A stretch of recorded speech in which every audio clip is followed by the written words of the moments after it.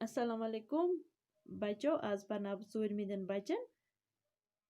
कशुर सबकुक नाव गर गोडनुक पार्ट मे रात पर्नुद आज परो अमिक गोबर दोयम पार्ट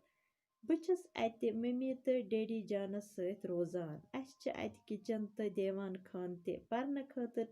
कमर तो शंगन खतर 4 कमर टेलीविजन रेडियो तो पलो छलन मशीन अत मे गर खुश करान दपान गोबरो बह छस रोजान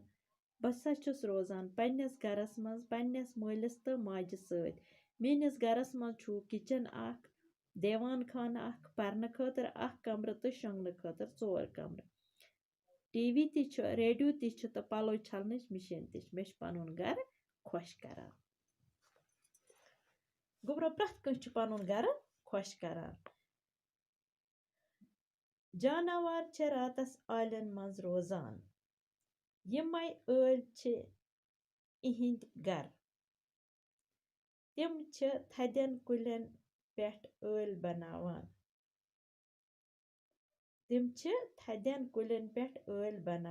कह जानवर दसन लरन हंद पशन मज ते बजन शालन तल ते ऐल बनावान आलन मज ठूल त्रावान ठूलन मज नेरान बच जानवर बचन दिवान आप गोबरो दपान जानवर क्या करान जानवर सारी रातस पन्न आलन मज आसान अड़ो आसान बनमुत कुलन पे ऐल अड़न दसन तल बनमित अड़न आसान मकान कन पशन पे बनमित हर कंस जानवर आसान बनोमुत क्या आसान बनोमुत ओल अख इत पे मकान बनावान अड़ बनावान बोड़ मकान अड़ लकट तिम आसान सह गर इथे पे बनोमुत यमो ते आसान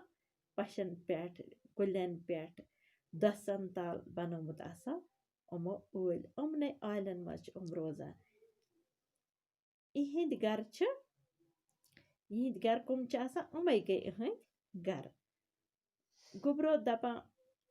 हम त्रावान आलन मज ठूल क्या त्रावान आलन मज त्रावान ठूल ठूलो मज नेरान बच तो जानवर आनान आप तो आपरावान यमन आनान आसान लकुट बच तमिस दोद चनावान